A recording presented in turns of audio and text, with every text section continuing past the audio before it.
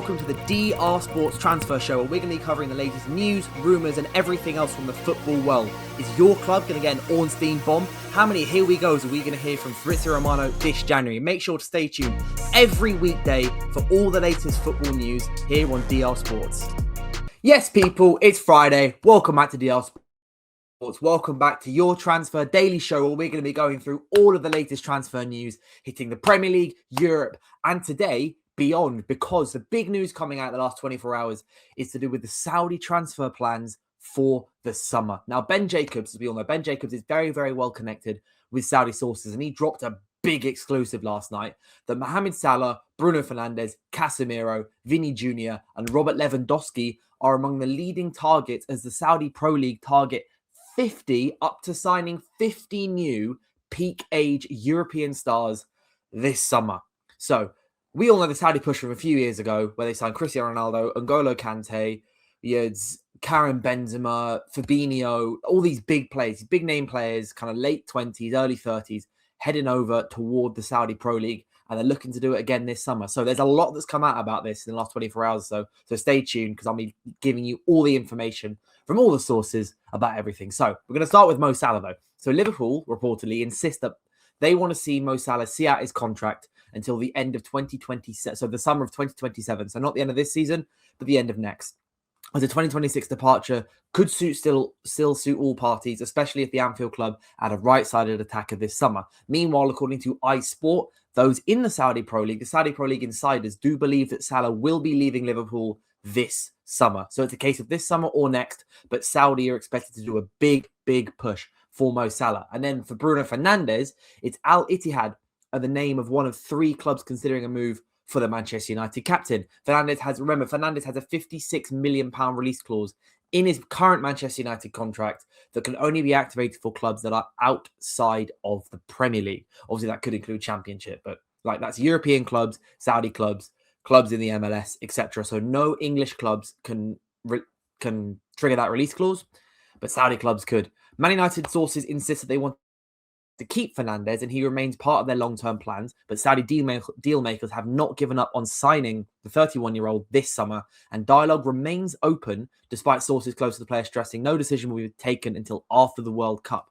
However, according to the ESPN, it's United are saying that they want to sit down with Bruno Fernandes before the World Cup and want to find a final decision on his future at Old Trafford with United before he flies to the United States with Portugal. So Bruno wants to leave his decision until after the World Cup. United want it before because as well, the £56 million release clause has to be triggered within a certain time frame. And I'm going to say that's likely to be in the early weeks of the window. So the early weeks of June or the early weeks of July.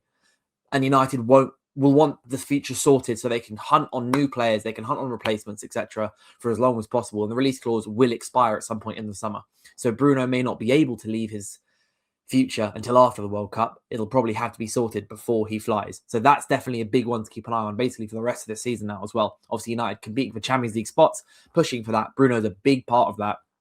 But Salah and Bruno both could be leaving the league this summer. And another United player who could be heading to Saudi is Casemiro. So on Thursday afternoon, we cover this on Live at 5, but on Thursday afternoon, the club confirmed that Casemiro will be leaving once his contract expires this summer. The club have decided they don't want to extend his contract. Casemiro has also decided it's best for him to move on. And Al Qadisa, sorry if I've absolutely butchered that, managed by Brendan Rodgers at the moment, and Al Ittihad are both expressed an interest in Casemiro. However, most Saudi Pro League clubs have been reluctant to push for Casemiro in the past due to his current wage demands. So he earns about £350,000 a week at Manchester United, and they would be unwilling to possibly match his demands because he could be asking for even more, given that Saudi Pro League have shown themselves to be teams that will hand out big contracts to big players.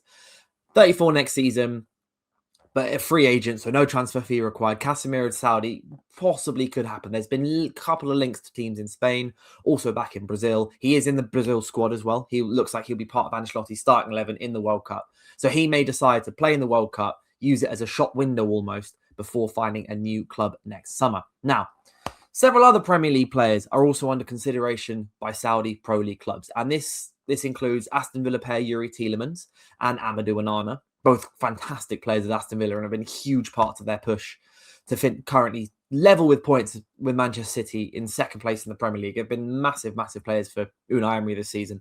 But also, more interestingly, it's Arsenal's Gabriel Martinelli. So Al Nassr are viewed as genuine contenders to sign Martinelli this summer, with Arsenal open to a sale, knowing that Andrea Berta is exploring a new starting left winger for the 2026-2027 season, so next season. So, Gabriel Martinelli, he's Arsenal's top scorer this season. A lot of goals have come in the Champions League, but they signed Eze thinking maybe he could be the guy for the left wing. Eze's then not started too often under Mikel Arteta this season. But then you've also got Martinelli's got to consider his future. And if he's not going to get guaranteed game time at Arsenal as someone in their mid-20s, he may decide to move on. Whether that be the Saudi Pro League, who knows? Maybe he'll be offered a contract that he can't turn down. But Martinelli's future, regardless of if it's Saudi Pro League or not, as well as Trossard's future as well. Both of them, if Arsenal want to sign a new starting left winger this summer, both of them, their futures are big, big, big one to watches in the coming months. And then moving away from all the Saudi talk, we've got more Crystal Palace news. So Crystal Palace have probably been through one of the hardest couple weeks, hardest January windows that a club has been through in a long time. You've got Mark Gay leaving suddenly, day before a game. You got Oliver Glasner doing the same press conference stating that he's leaving. And now their striker, Jean-Philippe Mateta, the guy that's been so good for them the last 18 months, last few seasons on Oliver Glasner, has informed Crystal Palace that he wants to leave this month. He says a lack of ambition is causing him to leave this month amid links to both Aston Villa, but more prominently links to Juventus. And amid that, TalkSport have claimed that Crystal Palace have started holding talks with Wolves regarding a potential move for the Norwegian striker Jørgen Strand Larsen. Now, Strand Larsen not having a great season this time round, but last season when he was on loan at Wolves, he scored 14 Premier League goals. Him, Cunha and Ait Nouri were a fantastic trio that helped keep Wolves up big time last season. But Palace need a new striker. They need reinforcements. If they're selling players, Glasner already feels he doesn't have enough players. He says that he's being left hung to dry pretty much and abandoned by the board. So they are going to need to bring players in, especially with Mark Gay gone. They've signed Brennan Johnson, obviously, earlier in the window for £35 million, which is a club record fee. But they need a striker. If Mateta's saying, I want to leave, and then he does leave to Juventus or to Aston Villa, wherever he then goes, they need a striker. Jørgen Strand Larsen reportedly one person that they are looking at. And then moving to Tottenham, Italian outlet Gazzetta dello Sport have claimed that Tottenham's goalkeeper Vicario is of interest to Inter Milan as they line up a replacement for Jan Sommer, who is now 37. Now, some players, they keep going strong. Manuel Neuer, late 30s, early 40s, still going strong with Bayern Munich.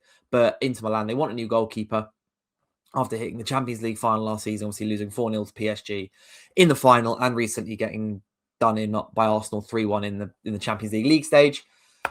Spurs fans might be somewhat happy about that one because obviously the relationship between Vicario and Spurs fans, we saw it last month when he was being booed by Spurs fans on the ball, which how you think about that is a different story, but Spurs fans might be interested and happy with that one. And meanwhile, David Ornstein has confirmed that Chelsea are considering a loan move to sign 27-year-old Brazilian midfielder Douglas Luiz, currently a loan at Nottingham Forest from Juventus for the rest of the season.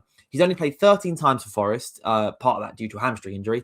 But Liam Rosini, a Chelsea manager, apparently sees him as an ideal player to provide depth and experience in the Premier League and the Champions League for the rest of the season.